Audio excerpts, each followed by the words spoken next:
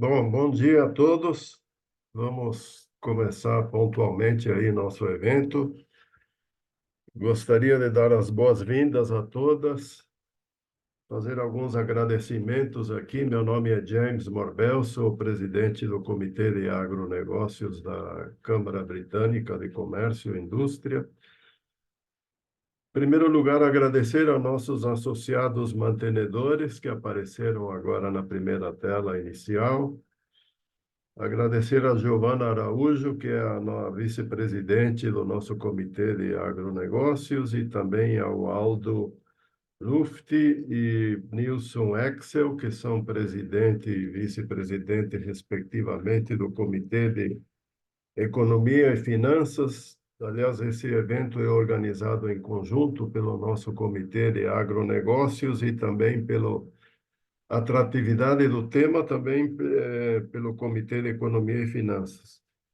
E um agradecimento especial também à Jéssica de Alencar Araripe, aliás, ela que sugeriu o tema, contatou os palestrantes, apresentou os mesmos e trouxe o assunto para cá. Muito obrigado, Jéssica, então, pela sua participação e seu trabalho para viabilizar esse evento.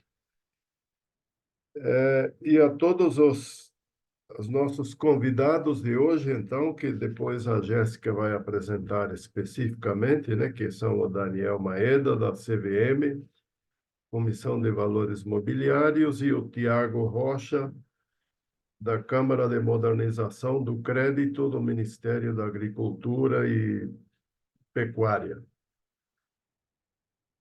que serão devidamente apresentados daqui a pouco. E a todos, então, que participam e nos prestigiam nesse evento de hoje, também os nossos agradecimentos. Uma breve apresentação institucional da Câmara. A Câmara Britânica Indústria do Brasil atua há 108 anos, sendo o mais relevante fórum da comunidade empresarial e governamental Brasil-Reino Unido, para incremento do comércio, investimentos, serviços e relacionamentos bilaterais. Temos atuação nacional e filiais em Minas Gerais, São Paulo, Rio de Janeiro e Paraná. Reunimos na Câmara grandes investidores britânicos no Brasil, dos mais diversos setores da economia, além de empresas brasileiras que se engajam nas relações Brasil-Reino Unido. A Câmara atua através de 13 comitês temáticos, incluindo os de agronegócios e economia, que estão organizando esse evento de hoje, mas que incluem infraestrutura, mineração, tecnologia, capital humano e educação, comércio e investimento internacional, energia, legal, trabalho e regulação, meio ambiente e sustentabilidade, saúde, defesa e segurança e riscos e seguros. E atuando também junto à comunidade consultiva de advocacy, CCA, em temas prioritários nas frentes de questões climáticas, tributárias e regulatórias. Todas as atividades seguem e reforçam a missão da Câmara de promover os negócios bilaterais Brasil-Reino Unido, atuando para que haja ambientes empresariais e sociedades diversos, inclusivos, prósperos e sustentáveis, servindo aos associados e contribuindo para o crescimento do comércio, indústria, serviços e investimentos. Convido a todos a visitarem o site da Câmara, Britcham, né? britcham.com.br, e a participarem dos próximos eventos da Câmara que aparecem e divulgados nesse site. Passo, então, a palavra para o próximo apresentador e muito obrigado a todos pela participação novamente. Bom dia, pessoal. Meu nome é Alan Lutfi, sou presidente do Comitê de Economia e Finanças, que, em conjunto com o Comitê de Agronegócio, apoia o evento. Gostaria de agradecer ao James Morvell pela abertura e as demais lideranças envolvidas no webinar pela cooperação, aos palestrantes, à moderadora e a todos que acompanham aqui hoje. Vou explicar um pouco da dinâmica do nosso evento hoje.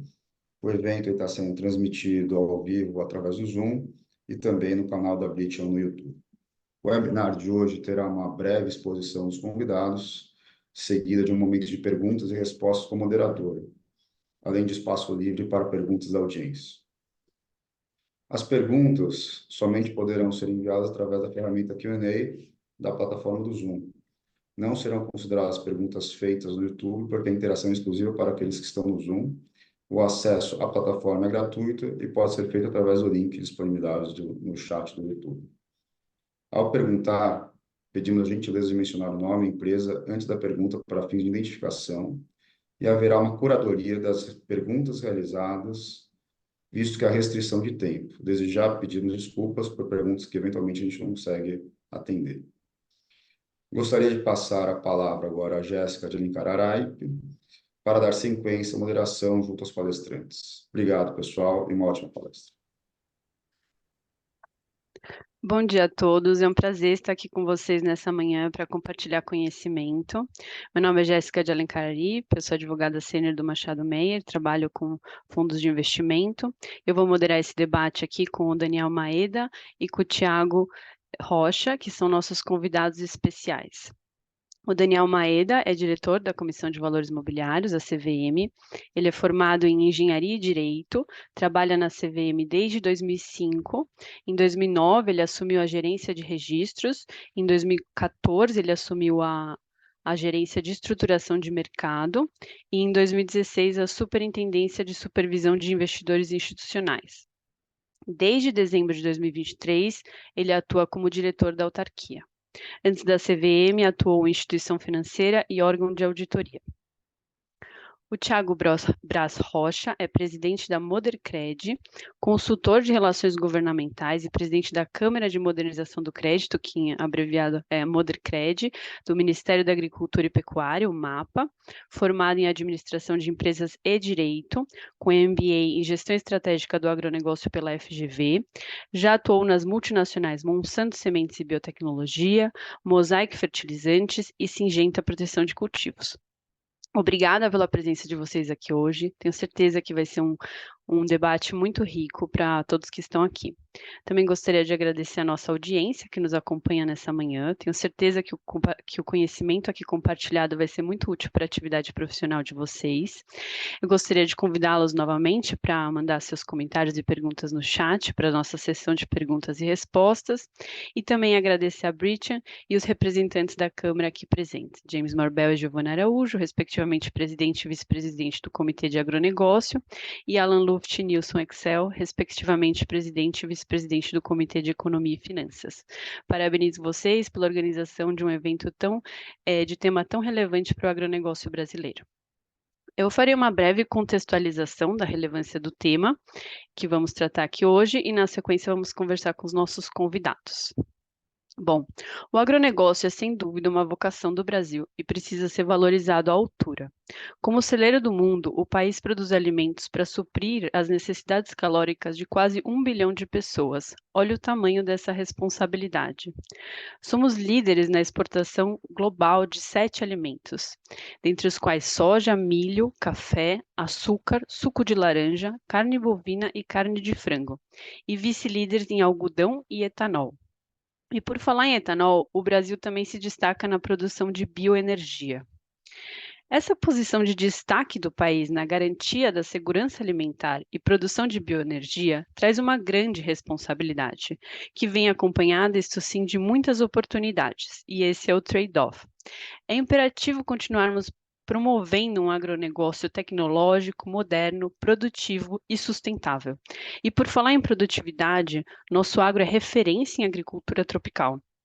Vejam bem, os dados apontam que a produção agrícola brasileira cresceu 58% desde os anos 2000, contra 37% das economias emergentes e 32% das economias avançadas.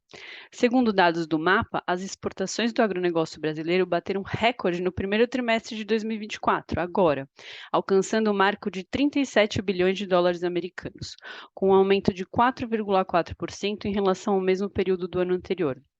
E esse recorde deve ser contextualizado num ambiente de dificuldade para o agronegócio brasileiro, né? Com o preço baixo das commodities e as adversidades climáticas atribuídas ao fenômeno El Niño, o que demonstra a resiliência do setor quando considerado em conjunto. Antes, nosso agro era bastante dependente de subsídios estatais, mas hoje 2/3 das fontes de financiamento já advêm do setor privado, e somente 33% na safra de 2023 e 2024 corresponde ao financiamento público, mesmo com o maior plano safra da história que tivemos. Nesse contexto, estamos aqui para conversar sobre agronegócio e mercado de capitais. Como o mercado de capitais pode contribuir, né, como uma fonte de complementação dos recursos que o agro necessita, né, para atender tamanha necessidade e recorrência de recursos. Além das CPRs, CDCAs e dos CRAs, os velhos conhecidos do setor, o agro conta desde 2021 com o FIAGRO, Fundos de Investimento em Cadeias Agroindustriais. E é sobre esse fundo que nós vamos conversar aqui hoje, tendo em vista que ele passa por uma reforma a fim de a edição de uma regulamentação definitiva. Feita essa contextualização do tema, eu vou passar agora a palavra primeiro para o Daniel Maeda e na sequência para o Thiago Rocha fazerem as suas apresentações iniciais e depois nós vamos ter uma sessão de perguntas e respostas. Bom, Daniel Maeda, a palavra é sua. Muito obrigada novamente por estar aqui conosco. Oi, Jéssica, bom dia. Obrigado pela palavra, pelas considerações iniciais. Agradecer aqui, antes de tudo, pela oportunidade de estar aqui, falar um pouquinho para vocês da importância dessa discussão também para o mercado de capitais, né? Você colocou aí, né, que é uma discussão bastante importante para o agronegócio, concordo, né? Igualmente também é uma discussão bastante importante para o mercado de capitais, né? Então, agradecer à Câmara, agradecer em particular aos dois comitês de agronegócio, de agricultura e o de finanças da Câmara por organizar esse evento. Muito pertinente, muito relevante aqui para a CVM, para o nosso mercado de capitais também, como eu coloquei. E por quê, né? Começando aqui um pouquinho a falar, né, o que eu queria dizer inicialmente, né? Existem alguns motivos, né, que nos fazem considerar essa discussão, a discussão do FIAGRO, né, como uma discussão muito relevante também aqui para o nosso segmento, né?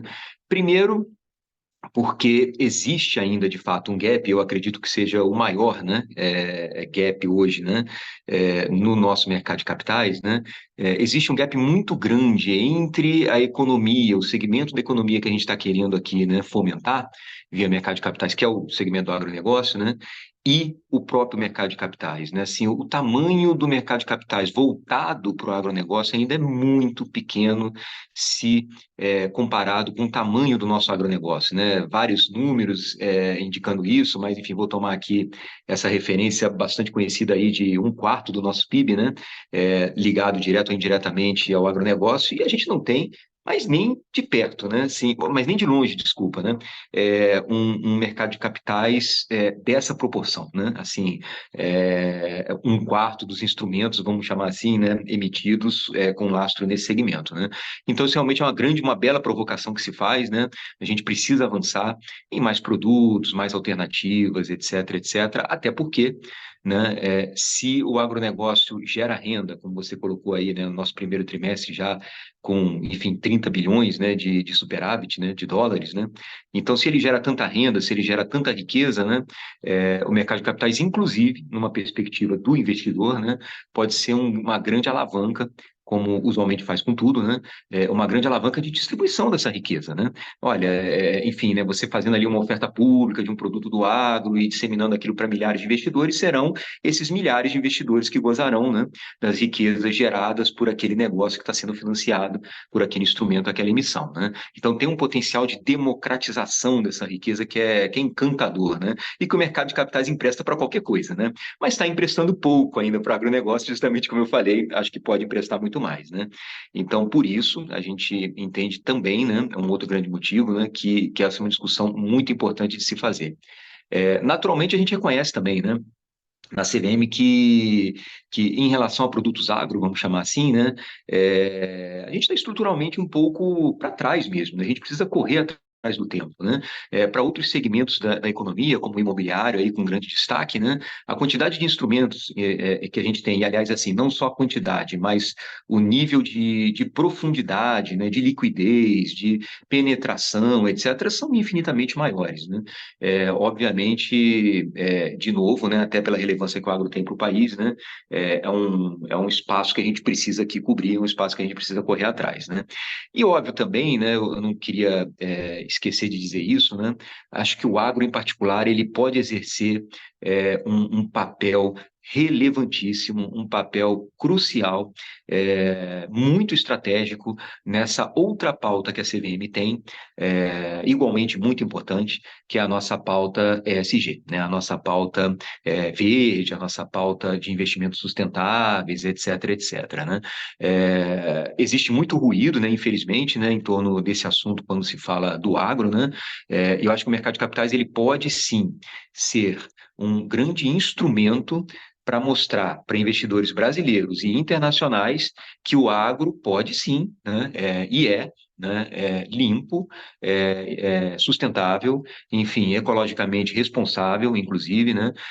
Aliás, veículos de mercado de capitais de uma forma geral, né, Jéssica? Eu tenho certeza que você vai concordar comigo, eles são grandes promotores disso, né? São grandes indutores de governança, de transparência, né?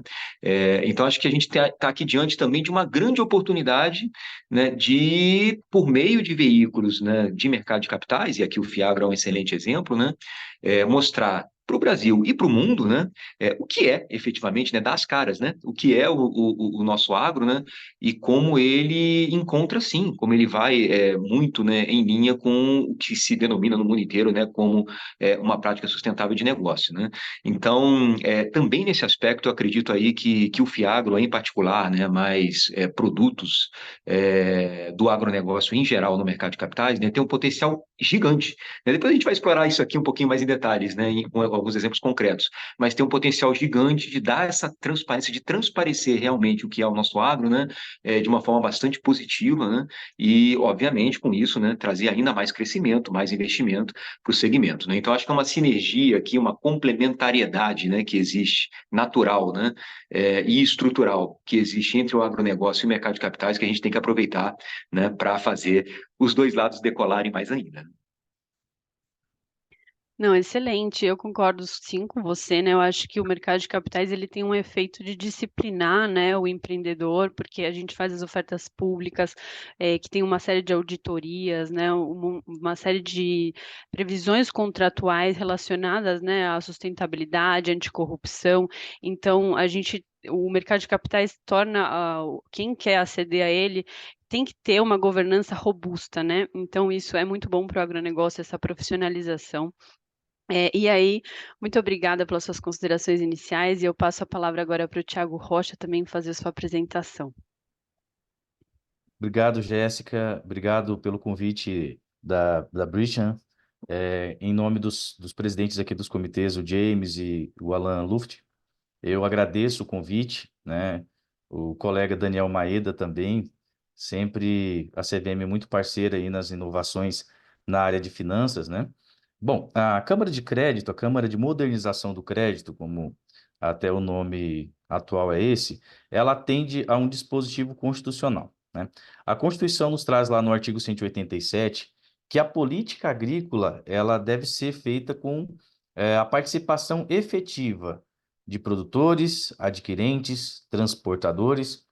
E a partir de 1988, com a publicação da Constituição, no formato que nós temos hoje, a nossa Carta Magna, houve uma grande dificuldade para o poder público. Então, quando eu tenho lá um projeto de lei que ele tramita na Câmara ou inicia no Senado, ele precisa passar pelas duas casas, isso confere a ele uma constitucionalidade, ou seja, um debate com a sociedade. Decretos, instruções normativas, portarias, medidas provisórias que têm efeito imediato, esses não, esses precisam atender ao artigo 187 da Constituição. E como falar com um público tão difuso, né? Então diverso, né? Como orientar essa conversa? Então, em virtude disso, foi criado o Conselho Nacional de Política Agrícola, a quem essa Câmara está ligada. Então, essa Câmara é ligada, é feita por especialistas voluntários, ligados ao terceiro setor, então bancos, seguradoras, resseguradoras, setor produtivo, órgãos reguladores, Banco Central, CVM, enfim, tem todo o espectro de conhecimento ali dentro da Câmara. E a ideia é realmente avaliar o cenário de crédito, né, o cenário de risco de crédito, e tentar endereçar algumas soluções. Até como o Daniel comentou, ser um indutor, inclusive, da governança dentro das propriedades rurais. Então, alguns questionamentos que acontecem hoje no mercado privado, lá a gente tenta aprofundar um pouco mais. Espera aí, existe um instrumento que foi lançado e até agora ele não andou, não vingou, não chegou ao volume de negócio que nós esperávamos. Por que isso pode estar acontecendo? É necessária alguma alteração regulatória ou não? Ou precisamos conversar com os setores envolvidos? Então, essa discussão é gerada lá na Câmara, onde a CVM também tem assento e participa ativamente. Um comentário sobre o crédito oficial, é importante até dizer o seguinte, e isso é uma informação que é difícil de analisar. O último plano safra foi anunciado como o maior plano safra da história, certo? Isso não significa que há recurso público envolvido, tá? Nós temos um sistema no Brasil onde os bancos precisam aplicar parte do que está no recurso de poupança e parte dos depósitos à vista, aquele dinheiro que você coloca lá no banco e não faz nenhum tipo de aplicação, tá? Eles têm que aplicar isso em crédito rural, tá? Mas essa aplicação em crédito rural é a juros livres, é a taxa de risco que o banco, a instituição financeira estiver disposta a correr. Então, ela vai pegar ali a alienação fiduciária da terra, ela vai pegar o penhor de safra, enfim, isso há uma liberdade econômica. Só que ela precisa aplicar parte desses recursos nos clientes que ela achar que deve, na finalidade agro, né? Então, tudo isso entra nesse plano safra. Quando a gente olha em desembolso do Tesouro, nós estamos falando aqui que dentro da porteira nós temos um giro de finanças mais ou menos da ordem de 1,2 trilhão, tá? Quando a gente olha todo o agronegócio, o PIB do agronegócio já está beirando 2,5 trilhões, tá? Então, esses recursos precisam de vir de algum lugar. O Tesouro ele aporta mais ou menos 13 bilhões e meio. Entendeu? Então, são mais de 400 bilhões, mas espera aí, o Tesouro só aporta 13 bilhões e meio? Sim, ele aporta isso para tentar manter a taxa de juros fixa, e nem sempre é uma taxa de juros baixa, é só para que ela não tenha solavancos e tenha previsibilidade. Então, o crédito privado, ele ganhou extrema relevância no debate, e o mercado de capitais se tornou uma oportunidade ainda, embora o volume de recursos não é insignificante, mas quando você olha para o todo, ainda nos parece incipiente, tá? Isso é uma oportunidade. E aí a gente começa a discutir por que que alguns instrumentos não conseguem chegar no campo.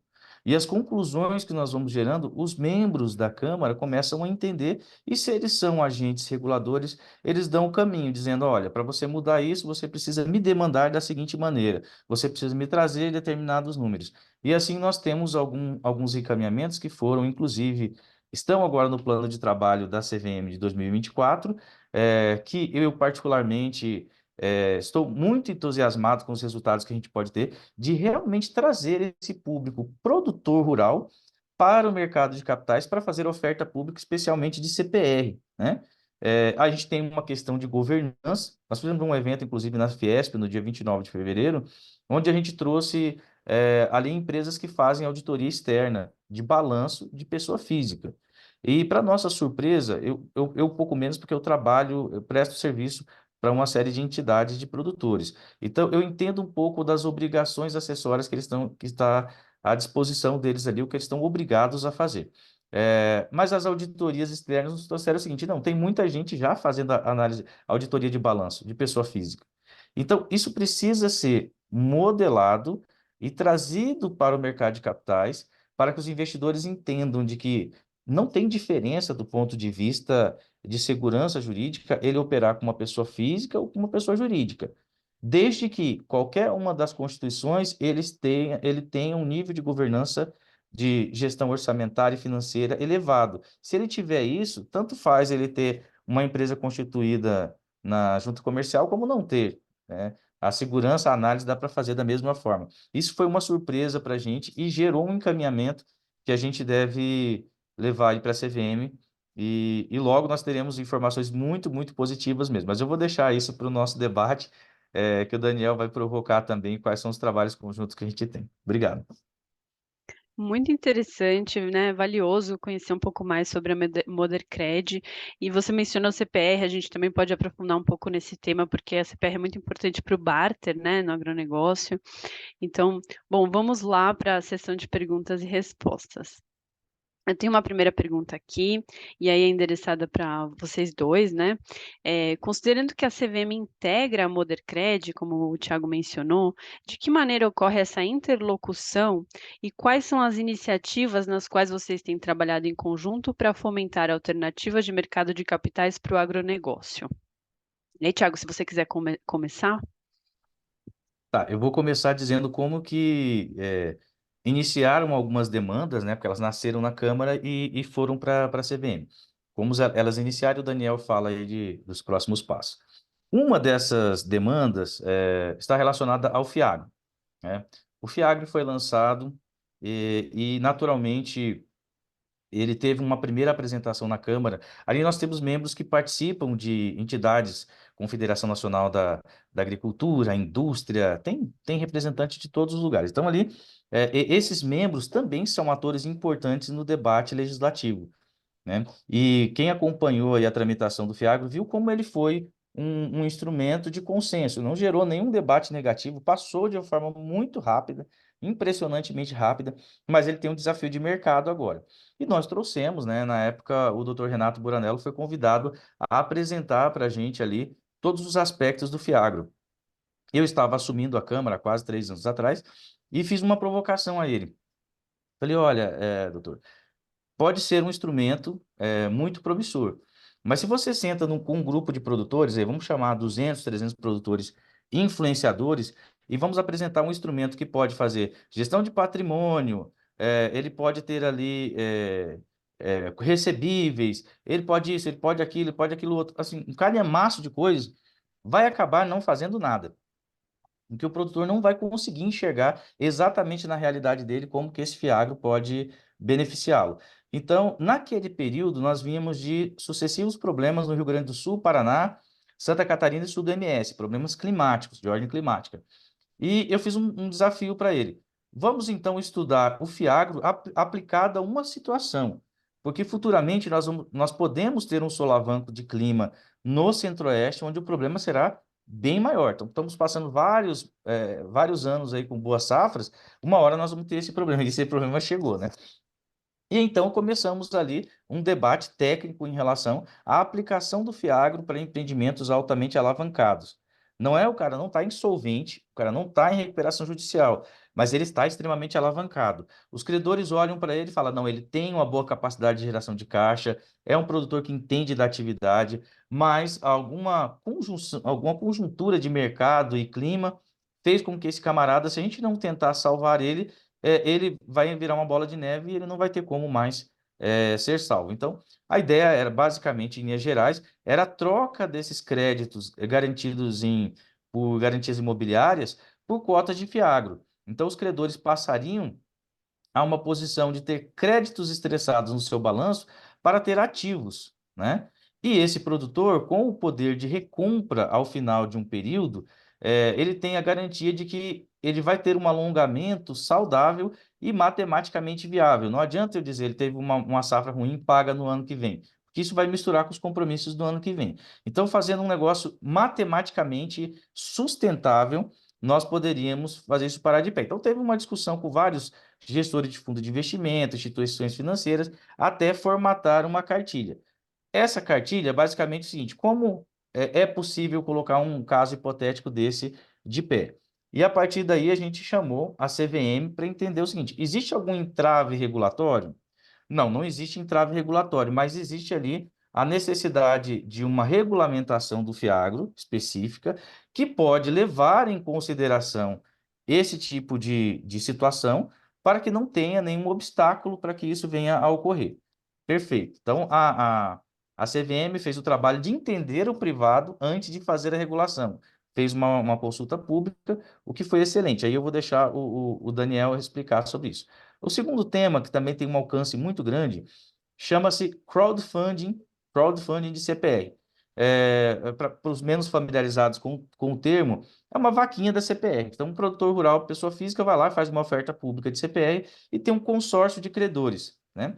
A CVM já tem uma regulação que permite isso, né? Só que isso não rodou muito bem, né? A gente não viu o potencial que tem de 300 bilhões de reais de oferta. Isso é o mercado total, 350, 400 bilhões de reais hoje para esse instrumento, ele não rodou praticamente nada. E a gente foi entender o porquê. Então, um dos membros da Câmara, a Associação Brasileira de Fintechs, nos fez uma nota técnica apontando que eles achavam que faltava corrigir ou aperfeiçoar nas resoluções, ali nas normas da CVM, para que esse instrumento pudesse andar. E isso foi encaminhado para a CVM e hoje está no plano de trabalho de 2024 da CVM.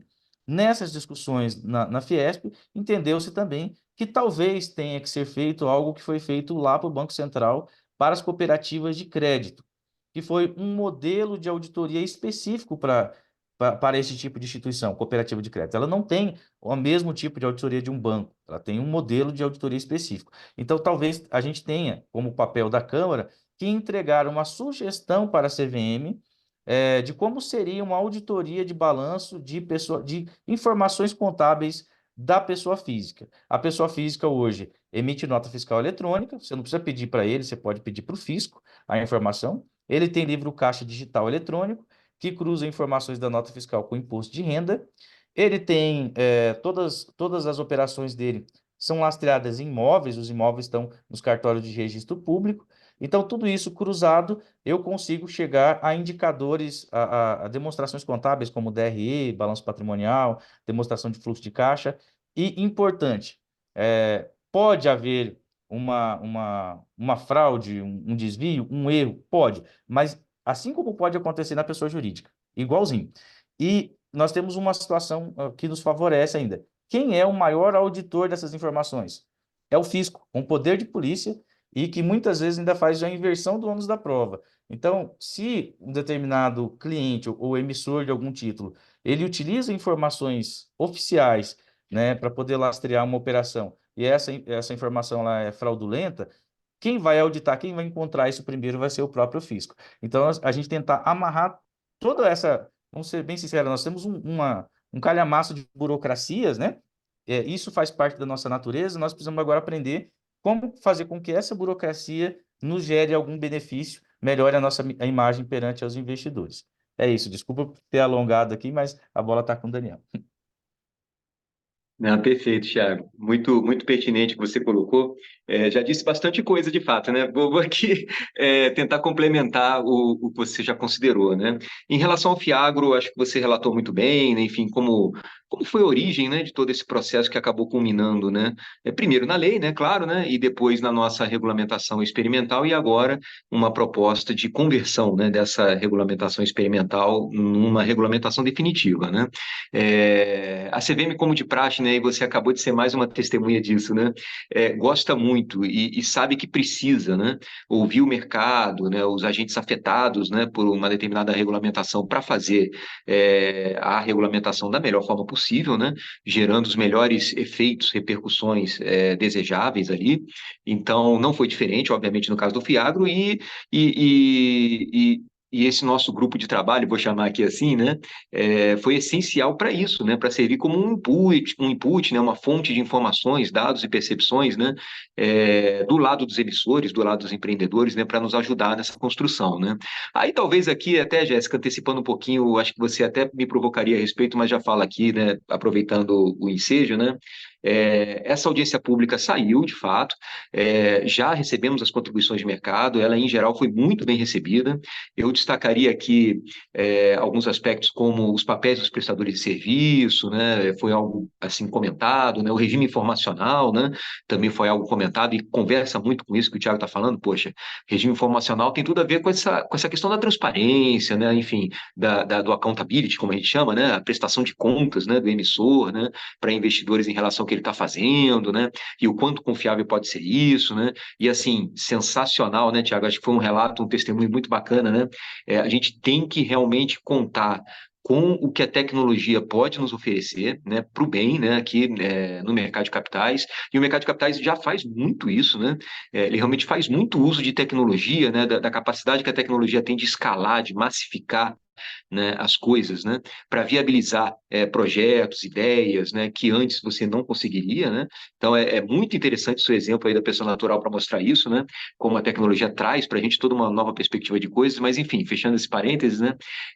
O regime informacional foi uma outra grande discussão, né? Existe sim, os ativos elegíveis, né, que a gente previu na minuta, né, também foi um outro tema de boa discussão, bem recebidos, créditos de carbono, mercado voluntário, né, de novo, conecta aqui com o ESG, né, um outro tema muito, muito abraçado pelo mercado, né, gostamos bastante das contribuições que vieram, né, acho que talvez o mais ali discutido, né, no mérito foi um pouco de um certo uso que a gente está ainda propondo na minuta, né, de aplicação subsidiária das outras normas de fundos, né, porque às vezes o FIAGRO ele acaba parecendo muito um FDIC, né? Outras vezes ele acaba parecendo muito um fundo imobiliário, né? Pela carteira dele, né? A natureza dos ativos investidos, né? A gente acabou não resistindo à tentação, né? Jogamos lá na minuta uma proposta ainda de, olha, né? Se a carteira for desse jeitinho aqui, né? Olha lá o anexo que trata de FDICs, se for desse outro jeitinho aqui, olha o anexo que trata de fundos imobiliários, assim por diante, né? Contribuições valiosas que o mercado trouxe aqui, eu acho que a gente vai ter que, né? Fazer alguma modulação, né, enfim, né, respeitosamente ali, né, considerando todos os comentários que vieram, né, e pensar num consenso ali, né, do que poderia ser, né, essa aplicação subsidiária, né, vai ficar um pouquinho mais limitada, me parece, né, ou pelo menos é a minha opinião, ou preliminar, né, do que a gente propôs, né, enfim, ou seja, lá na minuta está 33%, né, talvez a gente pense aqui no limite maior, 50%, mais de 50% no caso, né, mais da metade, né? Acho que foi uma sugestão bem interessante que veio, mas enfim, essa discussão toda vai acontecer e ela é considerada prioridade aqui para a CVM. Até o fim do ano a gente chega numa conclusão sobre isso e edita a norma definitiva, o que vai ser uma grande conquista para o mercado, né? O que eu gosto de dizer em relação aos fundos de investimento, Thiago, e isso vale para o FIAGRO também, né? É que os fundos de investimento eles trazem uma perspectiva muito interessante, né? Dual, eu diria, né? De fomento, né? O que eu estou querendo falar com isso, né? Quando você pensa num FDIC, né? Mais clássico, ou mesmo num CRA, né? Agora num FIAGRO FDIC, né? Também, né? Você vê que são produtos assim muito induzidos pelo empreendedor, né? O empreendedor ele que tem a ideia, a necessidade de funding, pensa no produto, estrutura tudo, né? E aí ele busca essa demanda, né? Investidores que se interessem pela compra. Mas isso é uma perspectiva de fomento, sem dúvida, né? Trazida pelo lado, né, de quem precisa do dinheiro, né? Dos empreendedores emissores, né? Eu acho que você explorou isso muito bem. Mas os fundos de investimento, eles têm um negócio interessante, né? Que é um pouco dessa demanda que é buscada pelos próprios investidores, né? Esse ecossistema de fundos, né, de gestores de fundos, eles sempre caminham, assim, buscando aquelas estratégias que eles acham que vão atrair novos investidores para o mercado, né? Poxa, essa carteira nova aqui, né, essa estratégia nova lá, etc., né? Acho que o investidor vai gostar, né? A gente tem vários exemplos bacanas aí no Brasil ao longo dos anos, né? E isso pode também beneficiar o FIAGRO, né? O que eu estou querendo dizer? Fundos novos, né, que não necessariamente nascem, né, assim, por demandas dos empreendedores, dos emissores, mas por demandas dos próprios investidores. E aí é dinheiro novo, é capital novo que vem para esse mercado de agronegócio, né, para fomentar, né, negócios que já estão postos, né, com esse dinheiro novo, né? Então essa demanda, vamos dizer assim, trazida pelo buy side, né, pelo lado dos investidores, é uma outra fonte de fomento, né, de crescimento desse segmento que é nova, né? Os fundos de investimento trazem isso, não vou dizer do nada, né, lógico, mas assim eles trazem isso, né, assim em benefício do ecossistema do agronegócio, né? Então, isso é muito interessante. Em relação às pessoas físicas, né, é fato, é uma outra discussão que a gente tem tido bastante. Aliás, é justo dizer, né, o nosso representante nessa governança, né, é o Bruno Gomes, né, o nosso superintendente de securitização e agronegócio, né, um técnico excepcional, né, um dos melhores quadros que a gente tem aqui na nossa CVM. Então, eu sempre gosto de elogiar realmente o trabalho dele, porque é incrível, né, e o Thiago é testemunha também, sabe muito bem, né, assim, ele é um cara muito capacitado e muito proativo, né? Eu sempre gosto de dizer. Mas, enfim, também temos nessa discussão relacionada à pessoa natural, né? Óbvio, a gente não vai pedir a mesma governança para a pessoa natural que pediria, né, de uma pessoa jurídica, né? Existem questões que são muito típicas das pessoas jurídicas, né? Responsabilidade corporativa, né, por exemplo, né? Mas é claro que sim, né? Muitos princípios da governança, né, corporativa, eles também se estendem ou se aplicam para a pessoa natural. Acabei de citar alguns exemplos, né? Transparência, prestação de contas, né? Auditabilidade de informações, né? Sensacional, aqui o seu exemplo da Receita Federal, né? É fato e verdade, né?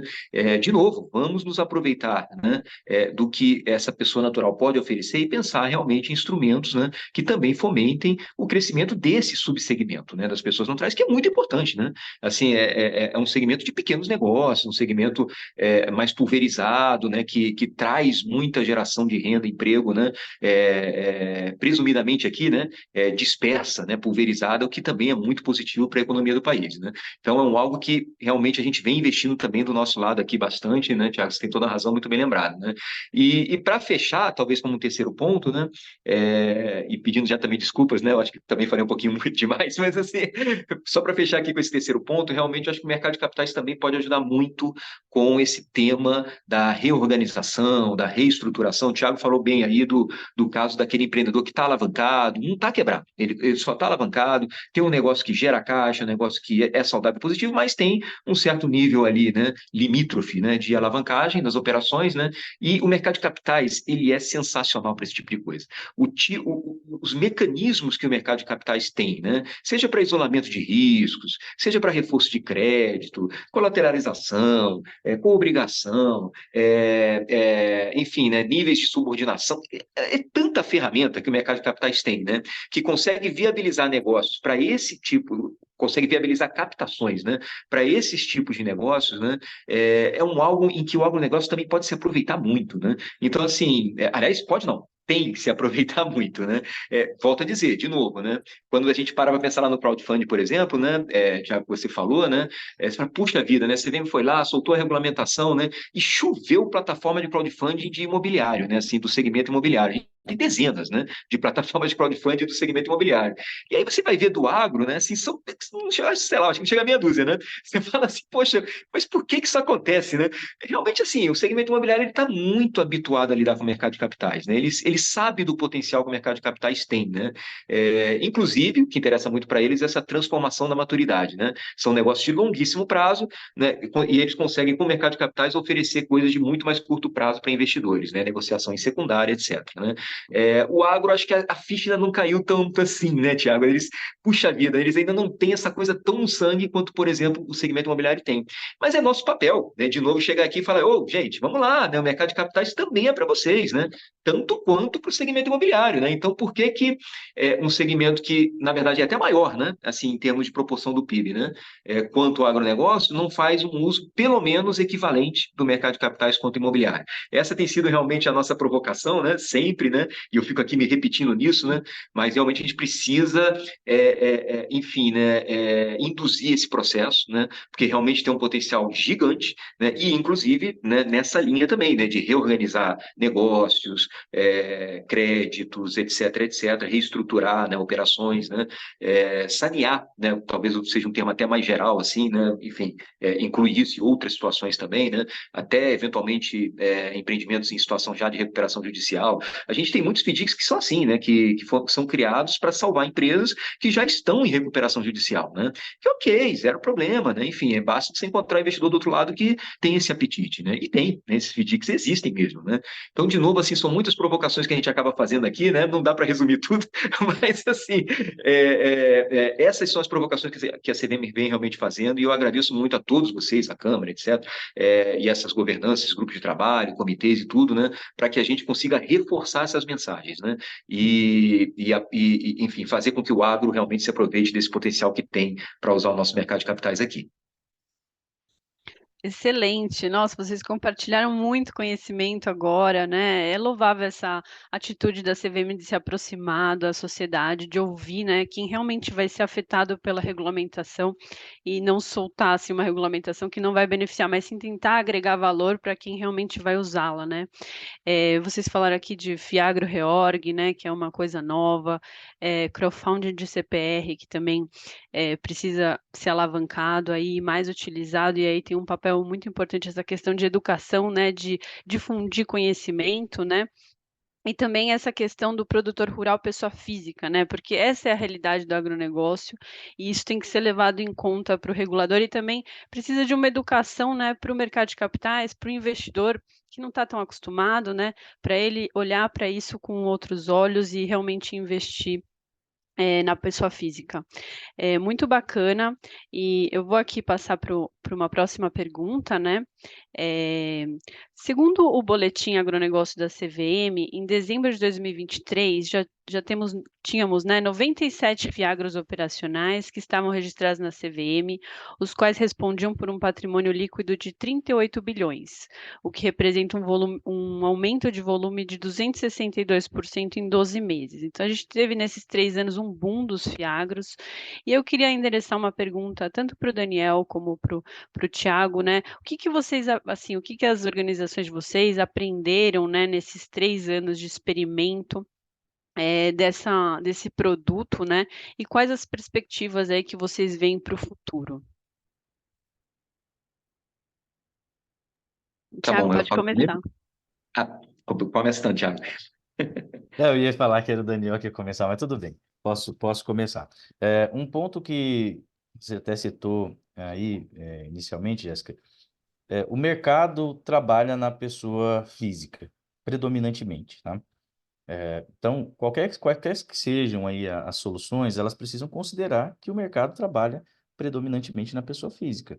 Entender quais são os controles que são feitos, né, por esse mercado, e incorporar isso na regulação, incorporar isso também nos projetos aí de estruturação de fundos, enfim. Se você não colocar isso na sua regra, você vai ficar com apenas a pontinha do iceberg. Você não vai conseguir nunca acessar o restante dos produtores. E durma com esse barulho, isso não vai mudar, né? Nós tivemos aí a emenda constitucional 132 da reforma tributária, que converteu a PEC 45. Ontem o governo mandou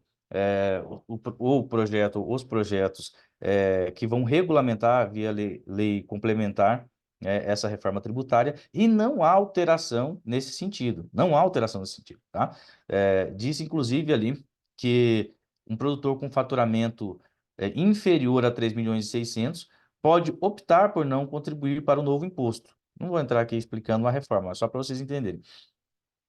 Isso quer dizer o seguinte, que áreas muito pequenas, tá? 3.600.000, eu estou falando que em 300 hectares de soja e milho, tá? Então, assim, abaixo de 300 hectares de soja e milho, você poderá optar por não ser contribuinte do imposto, mas não ser contribuinte no faturamento, nos insumos você é.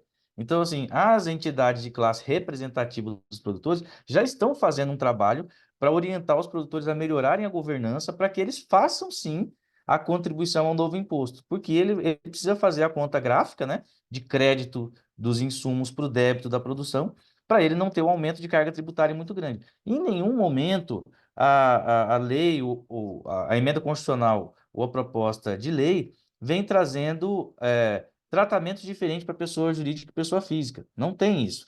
Então, assim, nós vamos conviver, pelo menos por próximos 20, 30 anos, até ter uma outra reforma tributária com a maioria dos produtores operando na pessoa física. Isso não é ruim, basta que a gente, né, o nosso papel aqui é explicar para o investidor, explicar para quem opera no mercado de capitais o seguinte, gente, vocês conhecem o que é um livro caixa digital? O produtor que tem um faturamento a partir de 4.800.000 e essa régua vai cair, ele é obrigado a fazer o livro caixa digital. É toda a entrada e saída de caixa, com mínimos detalhes, precisa bater na última linha. E quem audita isso, a Receita Estadual, em convênio com a Receita Federal. Nós temos uma operação, inclusive agora, em que a Receita Federal fez o levantamento e isso através computacional de todo o país, para entender quem teve erro na informação de livro caixa dos últimos 3 anos e dando 90 dias para corrigir. Então, assim, no Brasil a gente aprende as coisas pela dor. E não é trivial, é um calhamaço de informações gigantes. Se eu junto essas informações com informações de compromissos que esse produtor fez, ou seja, CPRs registradas em entidades autorizadas pelo Banco Central. Isso já é uma obrigação também. Eu cruzo isso com essas CPRs e eu olho todas as gravações ali de todos os ônus e gravames que estão nas matrículas desse produtor. Eu já consigo fazer qualquer demonstração contábil que eu quiser. Então, o nosso papel é mostrar, gente, existe aí um mar de oportunidade que vocês ainda não conseguiram acessar ele e trazer essa informação. Por um lado, levar mecanismos que possam melhorar a governança dentro da propriedade, né, para qualificar um público cada vez maior para esses instrumentos, e do lado de cá também, tentar simplificar ou aclarar a visão do investidor em relação a esse público. Um outro ponto que pega bastante também, nós estamos falando de FIAGRO, mas nós temos que falar como que isso acontece na vida real, né? A vida real é isso. Pode ser CRA, pode ser FDIC. Se você não entender exatamente como acontece a vida real, você vai ficar sempre na superfície, né? No fio da água. A questão ambiental também. Imagina, eu vou dar um exemplo para vocês. Semana passada, eu rodei o estado de Rondônia e fui fazer palestra para produtores. É impossível um estado que foi totalmente objeto, o resultado de reforma agrária, todo quadradinho, se você andar de avião lá, você vê, é tudo quadradinho ali. Então, foram assentados da reforma agrária, não são invasores, é uma característica do estado de Rondônia. Venda de propriedade, então, a partir de determinado tamanho, era feita uma consulta pública ali e a oferta, certo? Então, todos os pedacinhos ali foram destinados pelo próprio INCRA, tá? E hoje nós temos uma situação seguinte: 60% do estado de Rondônia está com embargo, certo? Então, se eu não considerar, eu não olhar exatamente o que é esse embargo, porque o órgão ambiental vai demorar basicamente 270 anos para olhar todos os cadastros ambientais rurais, tá? Todos eles. E até chegar o programa de regularização ambiental, vai demorar mais outra eternidade. Então, eu, como privado, preciso começar a tentar ajudar a entender. Peraí, o que é esse embargo? A lei não me veda fazer operação com esse produtor. Eu posso, além de fazer a operação, induzir ele a corrigir aquela debilidade, né? Entendendo exatamente o que é embargo. Às vezes você tem lá uma limpeza de uma área para fazer uma cerca. A imagem de satélite identificou, ele embarga. Você tem uma vegetação de gramínea alta. Teve uma grande chuva, alagou, ficou marrom, o satélite identificou que ali houve uma supressão vegetal. Então, até haver a discussão, análise do CAR e aprovação, aquilo ali fica aparecendo como um embargo. E é isso que eu digo para vocês. Norte do estado de Mato Grosso, Pará, Acre, são estados que ainda têm muita oportunidade para sair dos instrumentos tradicionais de crédito, né? Para melhorar a eficiência dentro da propriedade, implementar tecnologias, e essas tecnologias, por exemplo, irrigação, armazenagem, primeira industrialização, ela só vem com a existência de recursos, né? E hoje um grande entrave para a gente é essa total confusão na área ambiental que nós temos. Nós temos uma confusão. Se de um lado o investidor quer baixar uma base de dados lá, e ele quer olhar o seguinte: não, eu quero que esteja tudo verdinho. E a maioria não está tudo verdinho. E o Estado não vai corrigir isso, né? Não há, por exemplo, uma distinção entre um desmatamento ilegal de um desmatamento irregular. Isso lança uma insegurança muito grande no investidor. Espera aí, se de um lado o proprietário rural diz o seguinte: mas eu respeitei o Código Florestal, tá tudo certo, né? Te mostra aqui, tem projeto, imagem de satélite, mas você está lá com um embargo, porque ele esqueceu de fazer ou não fez, ou não saiu a contento a autorização para aquela supressão da área que ele converteu. Então, para o investidor, ele está muito longe disso, de entender exatamente. Ele entende assim: embargo é uma punição, né? Esse é o nosso papel também na Câmara, Jéssica e Daniel, é explicar para os investidores, tanto nacionais quanto internacionais, a nossa legislação ela é muito rígida, né? Aqui nós possibilitamos, pela lei, tripla responsabilização em termos de direito ambiental. Eu posso ter o administrativo, que é o embargo, o civil, que é uma multa, né, uma indenização, e o criminal, que é para o contraventor reiterado, aquele cara que planeja, que faz e acontece. Então, ele vai para o criminal mesmo. O objetivo do embargo não é punição. O objetivo do embargo é interromper o dano e propiciar a regeneração. Ele não tem nem a ver com culpa.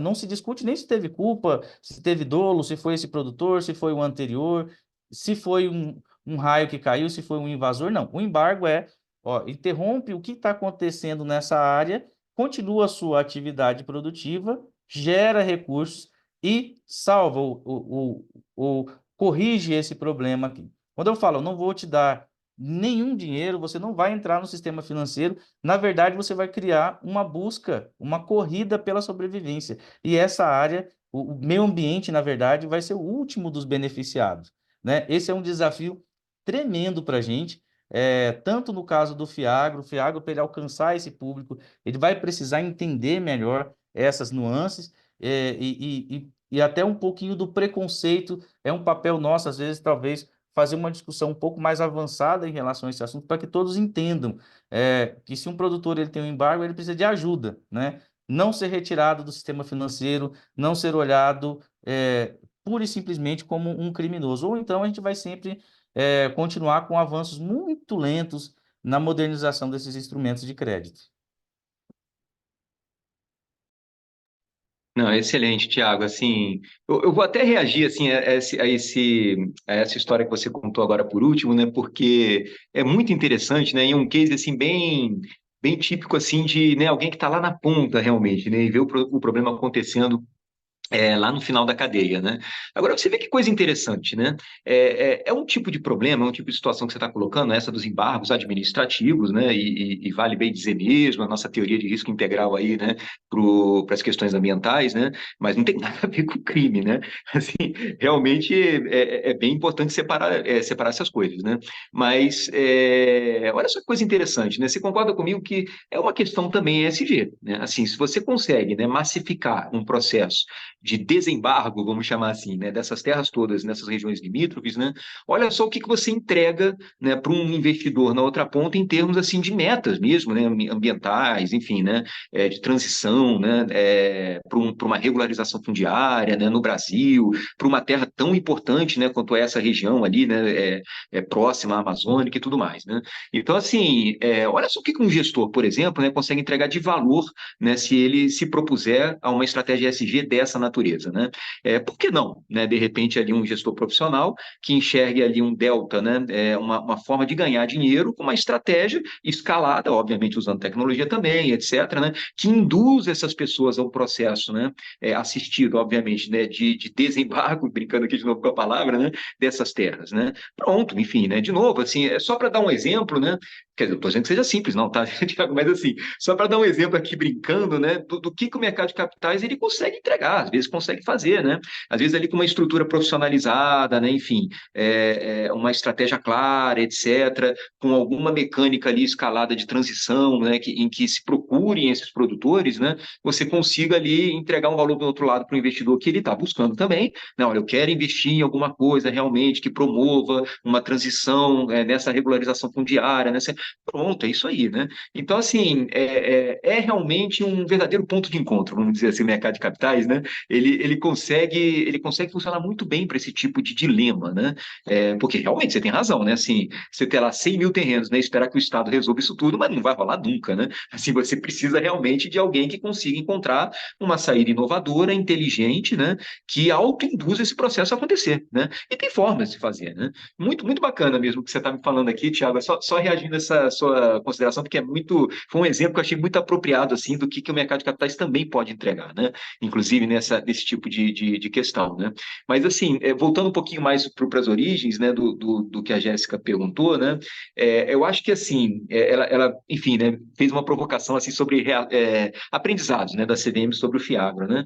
E eu acho que o grande aprendizado, Jéssica, se eu pudesse eleger um, né, e falar de forma bem resumida, é assim, caramba, como é bacana quando o órgão regulador consegue casar, né, de uma forma adequada, equilibrada, uma sensação de urgência, né, com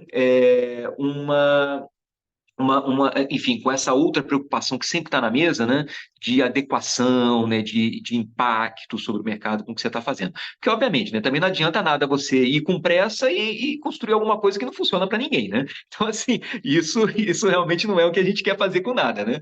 Mas o FIAGRO, né, em particular a regulamentação experimental, né, que foi essa que viabilizou esse crescimento absurdo, né, assim, gigante, né, dessa indústria, é um crescimento percentualmente muito grande sobre uma base ainda pequena, é fato, né? Mas a verdade é que essa indústria ela vem meio que dobrando de tamanho a cada ano, né? Isso aqui é bem assim impactante, né? Ver esses números do Fiagro, né? E aí já visitando, né? A casa das dezenas de bilhões de reais em estoque, né? E é tudo fruto dessa regulamentação experimental, óbvio, né? Viabilizada pela lei, né? Do Fiagro, né? Pelas alterações no 8668, mas uma regulamentação que veio rápido, né, e veio trazendo um impacto que a gente esperava que fosse dado, né? Assim, segurança jurídica, previsibilidade, primeiros passos para você conseguir fazer alguma coisa, né? E olha que coisa bacana, né, Jéssica? Assim, a gente conseguiu realmente ter um novo segmento. Gente, ele nasceu em 21, foi ali, ontem, né? Assim, em termos de mercado de capitais, é realmente logo ali, né? E a gente já está aqui, nessa casa de dezenas de bi, etc., né? Foi bem bacana a gente ter visto esse crescimento assim tão imediato, né? Depois dessa regulamentação experimental, né? A gente ficou bastante feliz com esse resultado, né? O que obviamente também nos empolga mais ainda, né? Para a construção desse arcabouço definitivo agora, porque a gente realmente sabe que está construindo, não, né? Vamos dizer, aprimorando, né? Um algo em cima enfim, né, de uma regulamentação que já está funcionando, né, que já tem né, já funciona como um motor, né, de crescimento do segmento, né? Então essa talvez seja a grande, vamos dizer assim, o grande aprendizado que a gente teve, que foi um aprendizado feliz, né, um aprendizado assim muito bacana, né, da CVM, como às vezes você consegue, né, realmente encontrar esse equilíbrio muito interessante, né, de velocidade com adequação, né? Dá para fazer, né? Nem sempre, claro, né? Mas assim, no nosso caso aqui, foi possível fazer e a gente está bastante feliz com o resultado. Muito bacana. Demonstra que tinha uma demanda reprimida ali, né, por um instrumento para o agronegócio. E também achei muito interessante isso que vocês comentaram, no sentido de que a gente tem visto muito um fiagro que é como se fosse um fiagro de papel, né, fazendo analogia com o FII de papel, né, que investe em CRA, CPS, CA, enfim, mas não tanto em imóveis. Eu acredito que também essa dificuldade do investidor olhar para o imóvel e a gente pega, né, como advogado nas auditorias, aqueles problemas que os imóveis acabam apresentando, ambientais e tudo mais, e até eventualmente a falta de alguma licença por conta dessas questões que o Thiago mencionou, com um olhar mais assim de quem tem costume, né? Eles olham com um pouco mais de preconceito, e aí também o papel de difusão de informação, né, do advogado também entrar ali na análise e conseguir passar uma tranquilidade digamos que faz parte do nosso jogo, né, e é um risco controlado, é um risco passível de ser assumido, e isso seja negociado ali talvez na taxa do papel, alguma coisa nesse sentido, né? Então, muito obrigada a vocês pelas observações, foram muito boas. Vocês já responderam quase todas as perguntas que nós tínhamos aqui.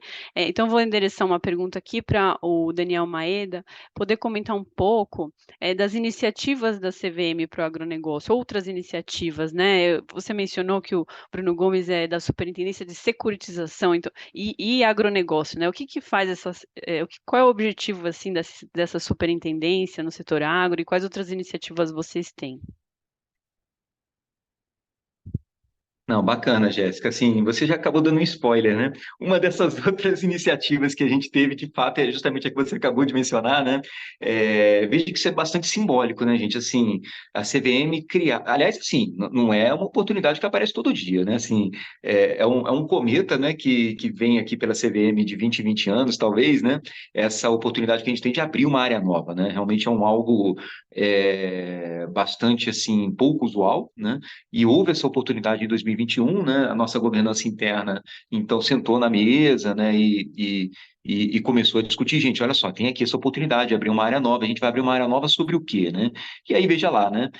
Justamente uma área que, depois a nomenclatura até foi alterada, né? Mas, enfim, vamos dizer aqui em resumo, né? Uma área de securitização e de agronegócio. Por que que esse foi o tema escolhido? Obviamente, porque esses dois temas foram aqueles considerados como prioritários, né? Como justificadores, né? Naquele momento, e continua sendo assim, né? Da criação de uma área inteiramente nova para isso, né? Então, assim, foi uma mensagem realmente assim, muito forte, muito simbólica da CVM como instituição, no sentido de, olha, consideramos sim a securitização como uma prioridade, consideramos sim o agronegócio como uma prioridade, né? E, de novo, Bruno Gomes liderando tudo isso tem sido a nossa voz, né, ativa nesse tema, né?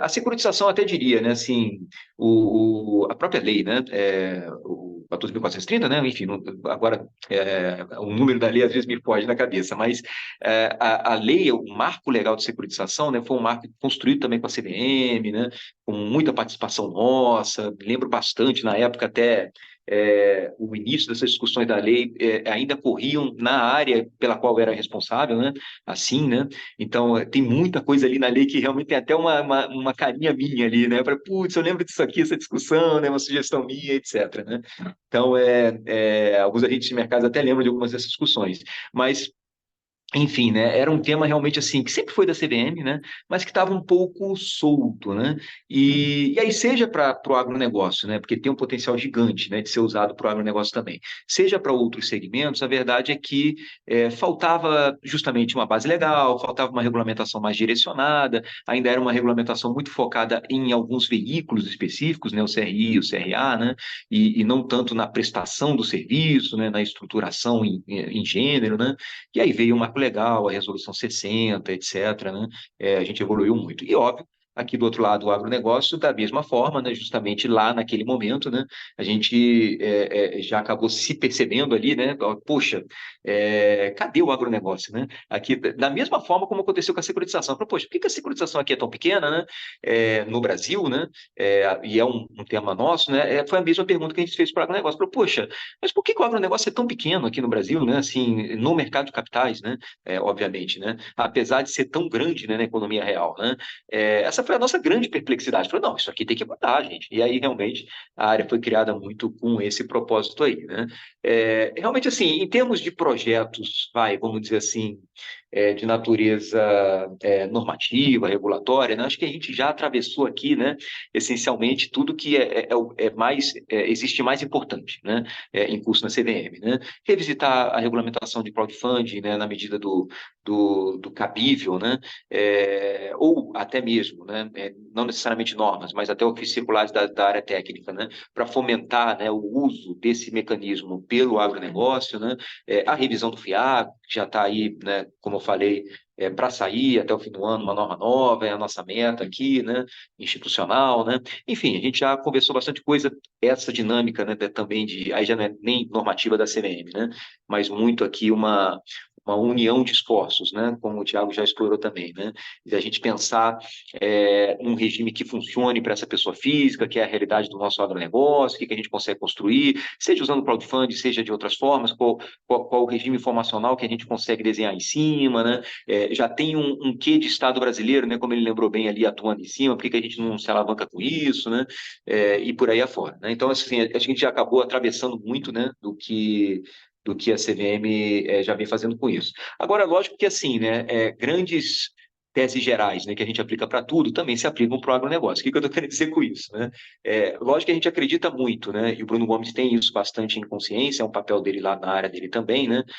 A gente acredita muito no poder, por exemplo, né, da supervisão como um elemento indutor também de melhores práticas, de uniformização de processos, né, e estruturação, né, de operações e produtos, né, de conexão do regulador com o mercado regulado, no sentido de, olha, o regulado ter muita clareza do que o regulador entende, né, e como ele quer que a norma seja aplicada, né, e o regulador também, obviamente, na contramão, deixar, né, isso muito claro para as mensagens que ele tem, né. Então, a supervisão supervisão é um grande canal, né, para que isso aconteça, né, para que o regulador chegue lá e fale, regulado, essa regulação significa isso, o que eu quero é assim assado, etc, etc, né?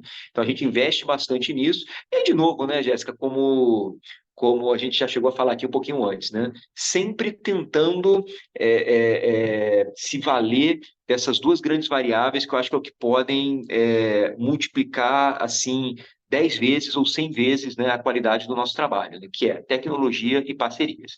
Obviamente, tecnologia, né, ela tem esse potencial, né, de fazer o trabalho de 100, de 1.000, de 10 mil homens, né, em 10 vezes menos tempo, né, é só a gente achar os bons caminhos, né, para que a tecnologia encontre seu espaço, né, e, obviamente, parcerias, né, porque, claro, a CVM não consegue, jamais conseguirá, né, abraçar tudo, somos uma casa muito pequena, né, aliás, bem pequena mesmo, né, todo mundo sabe, né, a gente está aí nessa luta para até, enfim, se recompor, né, estruturalmente, enfim, acho que a gente vem conseguindo mudar um pouquinho essa derivada, né, mas ainda está, né, bastante carente, né, de recursos, pessoas, etc, né, então, enfim, sem prejuízo disso tudo, né, fechando esse parênteses aqui dos recursos da CVM, né, mas as parcerias acabam sendo muito fundamentais nesse aspecto. A gente aqui já falou de algumas, né, justamente a Câmara aqui, né, promovendo esse evento que é fundamental para a gente espalhar a palavra, né, vamos dizer assim, né, falando aqui desse, né,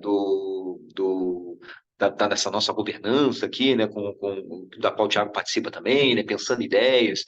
Então, assim, mas não só, obviamente, né, se alimentando de ideias, né, mas também realmente tentando se aproveitar, né, no mundo da securitização mesmo, né, existem entidades registradoras, por exemplo, que nos ajudam muito, né, então, tentando se aproveitar do ecossistema de mercado como ele existe, né, para tentar, como é que eu vou dizer assim, né, para tentar fazer uso, né, de atividades, de tarefas, de funções, né, que esse ou aquele agente exerçam aqui e ali, né, e que facilitem o nosso trabalho, né, de supervisão, propriamente falando. Então, eu não poderia deixar de dizer, acho que a supervisão é um grande, né, porque a gente sempre fala muito de regulamentação, normatização, né, e, gente, assim, as normas, né, a gente não pode esquecer disso, né, as normas, elas não ganham vida por si próprias, né, assim, por si próprias, né, elas não...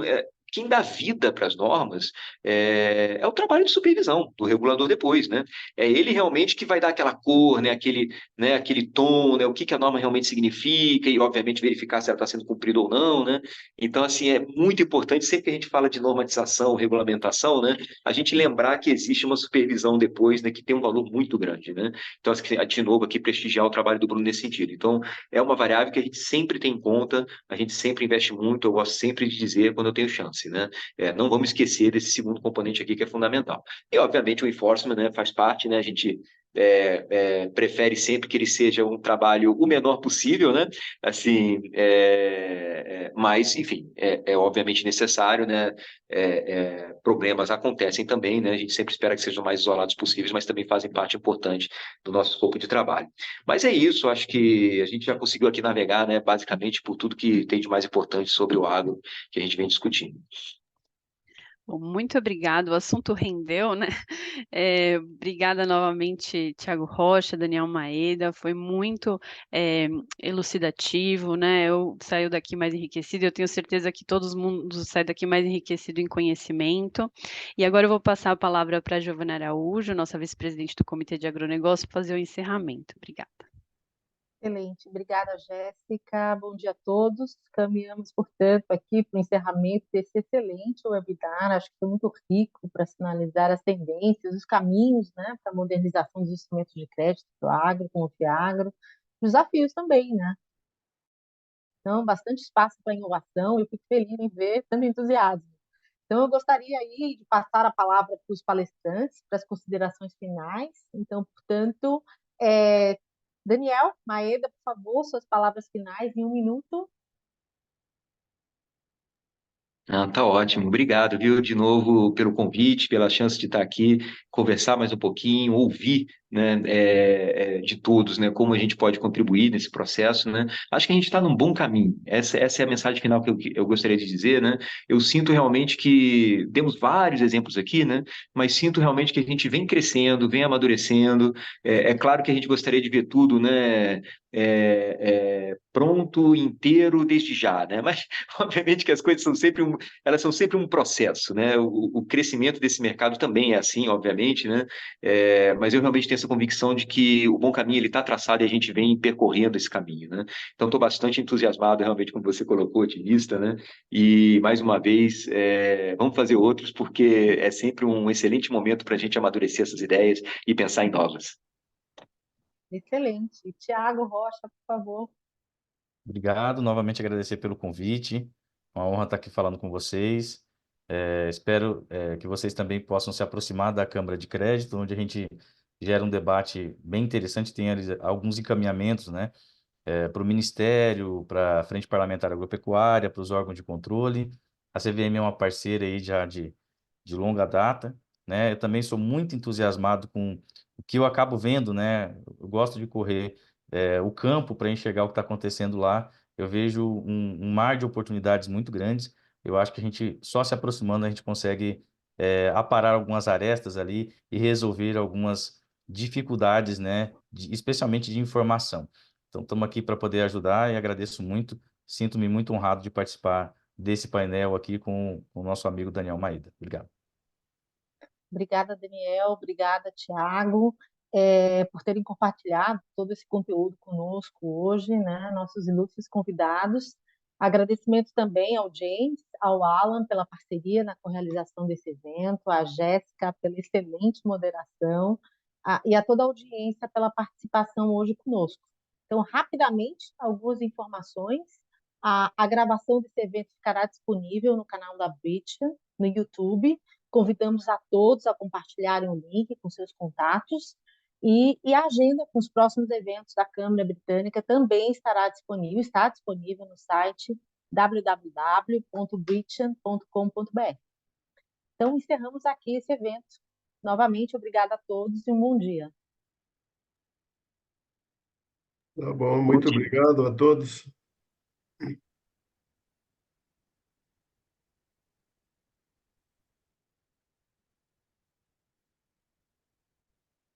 Show.